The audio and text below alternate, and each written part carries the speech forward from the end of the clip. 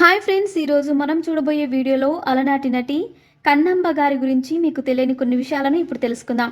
పశ్చిమ గోదావరి జిల్లా ఏలూరులో 1912లో జన్మించిన కన్నాంబ ఆనాటి నావెల్ నాటక సమాజంలో 13 సంవత్సరాల వయసులో బాలపాత్రలు వేస్తూ తొలిసారిగా నాటకరంగ ప్రవేశం చేసింది. తన నాటకరంగ అనుభవంతో 1935లో హరిశ్చంద్ర తెలుగు చలనచిత్రంలో చంద్రమతిగా అడుగుపెట్టింది.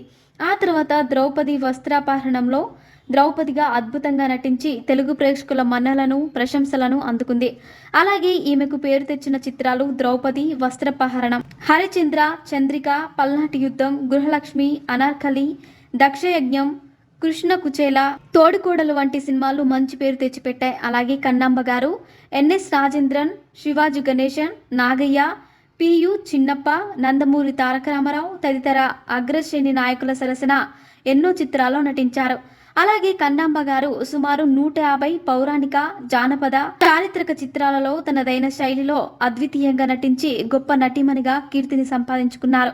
అలాగే నవరసాలను సమర్థవంతంగా అవలీలగా పోషించగల అద్భుత నటీమణి కన్నాంబ. అలాగే కన్నాంబ గారి భర్త కడారు నాగభూషణం. అలాగే వీరిద్దరు కలిసి రాజరాజేశ్వరి అనే ఒక చిత్ర నిర్మాణ సంస్థను స్థాపించి అనేక చిత్రాలు తెలుగులోను, తమిళ, కన్నడ భాషల్లోనూ నిర్మించారు.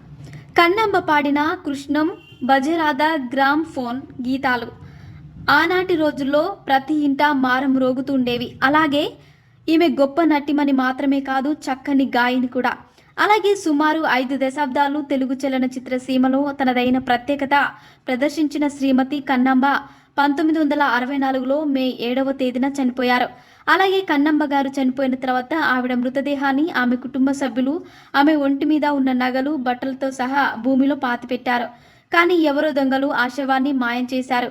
అది ఎవరన్నది ఇప్పటికీ ఎవ్వరికీ తెలియని ఒక రహస్యంగానే ఉండిపోయింది. సో ఫ్రెండ్స్, చూశారుగా. ఇలాంటి మరిన్ని విషయాలను మీరు తెలుసుకోవాలనుకుంటే వెంటనే మా ఛానల్ని సబ్స్క్రైబ్ చేసుకోండి.